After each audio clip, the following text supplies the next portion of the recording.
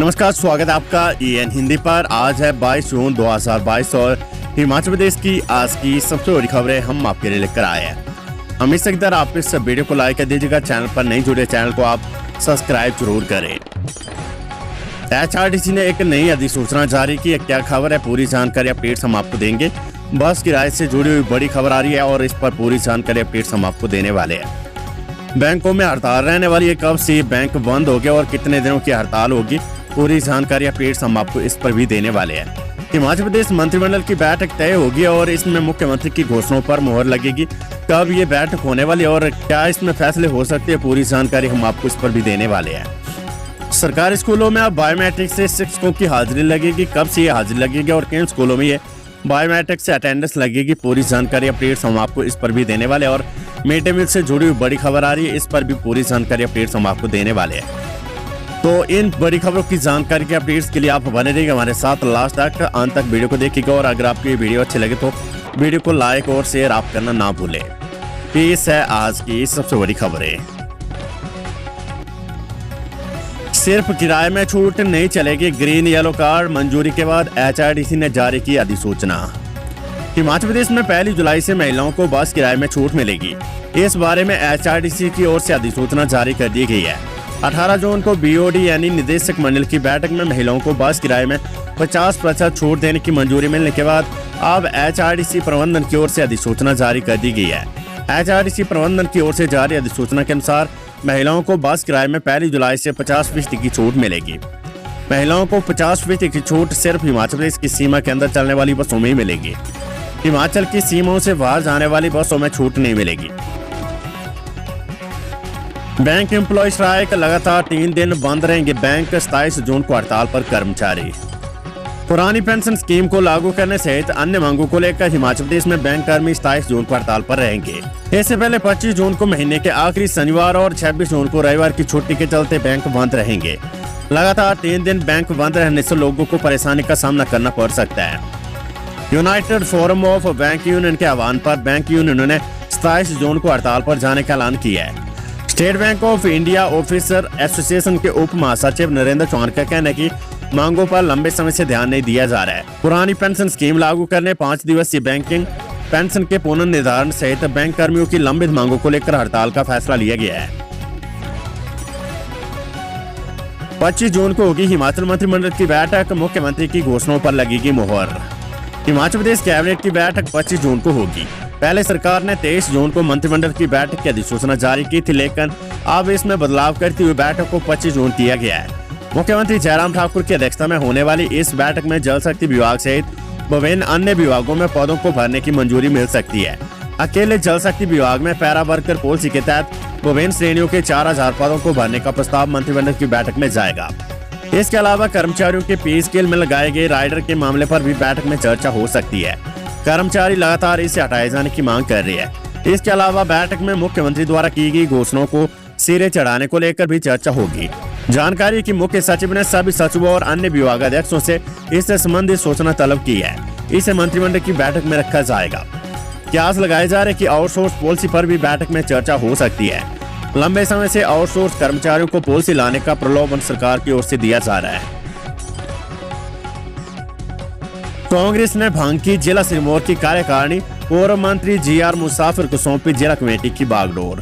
कांग्रेस प्रदेश अध्यक्ष प्रतिभा सिंह के सिरमौर दौरे के दौरान सामने आई गुटबाजी का पार्टी ने कड़ा संज्ञान लिया है। इसी कड़ी में पार्टी ने एक्शन लेते हुए जिला सिरमौर कांग्रेस कमेटी को तत्काल प्रभाव से भंग कर दिया है।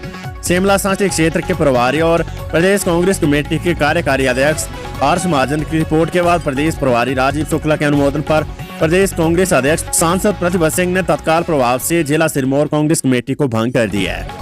कांग्रेस महासचिव संगठन रजनीश किमटा ने इस संदर्भ में एक अधिसूचना जारी कर दी है।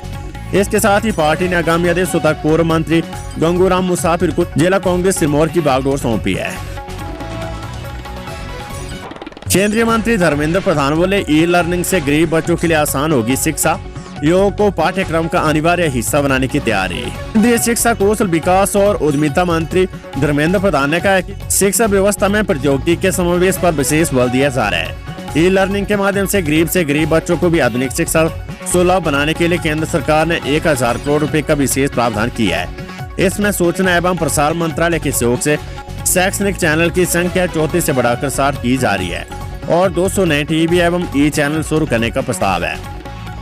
धर्मेंद्र प्रधान मंगलवार को राष्ट्रीय प्रौद्योगिकी संस्थान हमीरपुर के परिसर में लगभग 47 करोड़ 11 लाख रुपए की लागत से निर्मित आधुनिक कंप्यूटर सेंटर तथा 16 करोड़ 62 लाख रुपए की लागत से बने ई क्लास रूम के उद्घाटन समारोह में बतौर मुख्य अतिथि संबोधित कर रहे थे। उद्घाटन समारोह में विशिष्ट अतिथि के रूप में शिरकत करते हुए केंद्रीय मंत्री अनुराग सिंह ठाकुर ने कहा कि सरकार ने NIT परिसर में ढांचागत विकास के लिए करोड़ों रुपए का प्रावधान किया है। अगस्त से हिमाचल के 2100 सरकारी स्कूलों में बायोमेट्रिक से लगेगी शिक्षकों की हाजिरी। हिमाचल प्रदेश के 2100 सरकारी स्कूलों में अगस्त महीने से शिक्षकों की हाजिरी बायोमेट्रिक से लगेगी।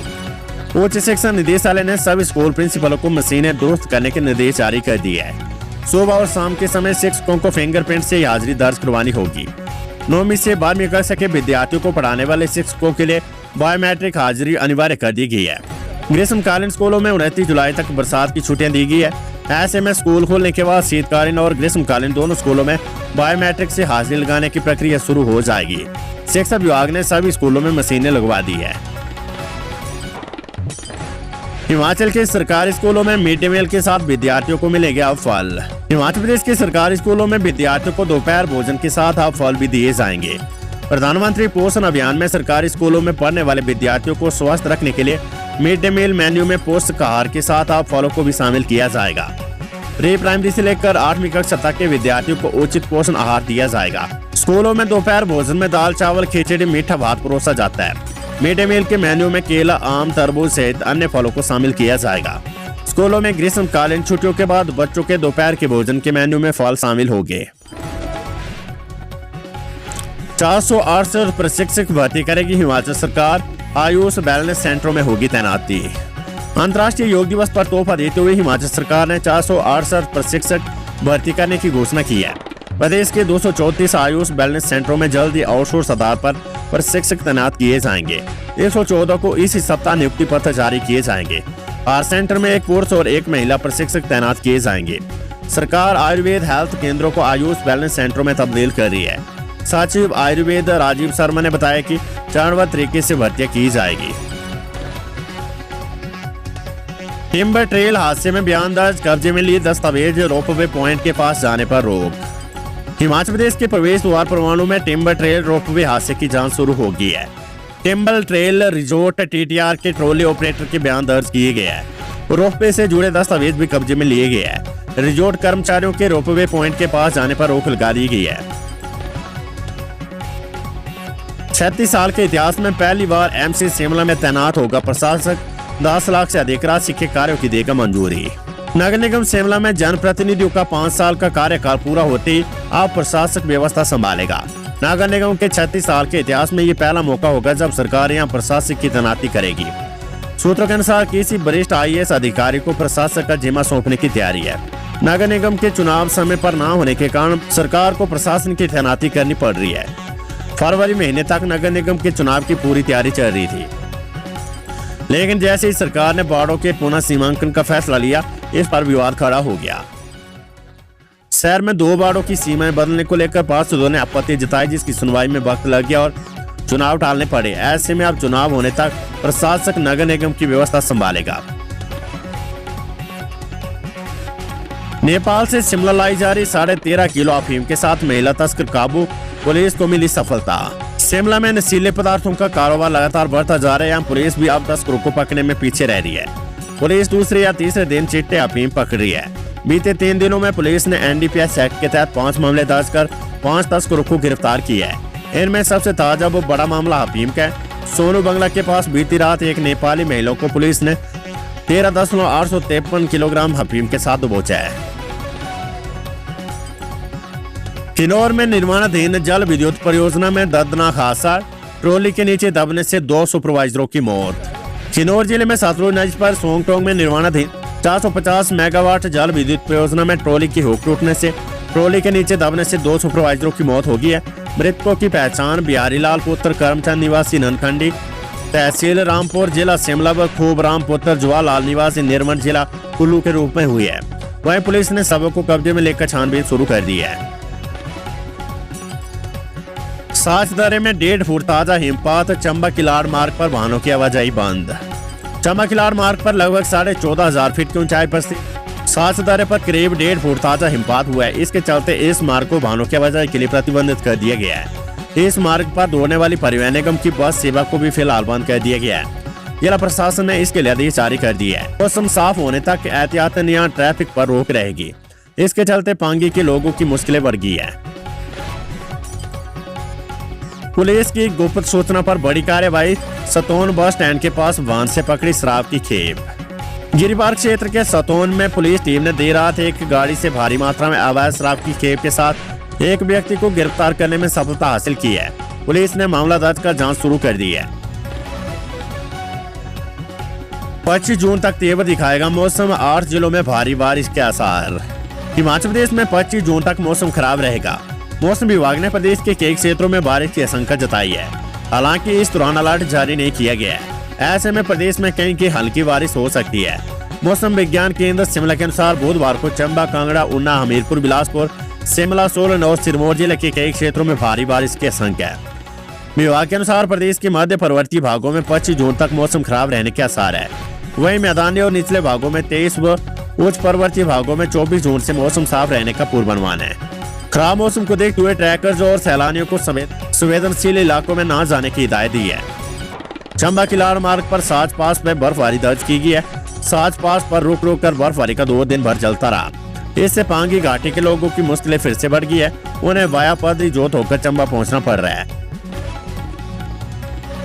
हिमाचल में फिर गहराया खाद्य संकट, हिमफैड ने केंद्रीय कृषि मंत्रालय को लिखा पत्र। हिमाचल प्रदेश में फिर से खाद्य संकट गहरा गया है। राज्य में 12-32, 16 व 15-15-15 किस्म की खाद की कमी हो गई है। इससे किसानों व बागवानों को परेशानी का सामना करना पड़ रहा है। जानकारी है कि खाद की कमी को लेकर हिमफैड ने केंद्रीय कृषि मंत्रालय को पत्र लिखकर इस कमी को दूर करने की गुहार लगाई है। यूक्रेन युद्ध व चीन के साथ अच्छे संबंध नहीं होने के कारण विदेशों से खाद के लिए कच्चा माल नहीं आ रहा है। इस कारण खाद बनाने वाली कंपनियों ने खाद का उत्पादन बंद कर दिया है। इस कारण देश सहित हिमाचल में भी खाद की कमी हो गई है।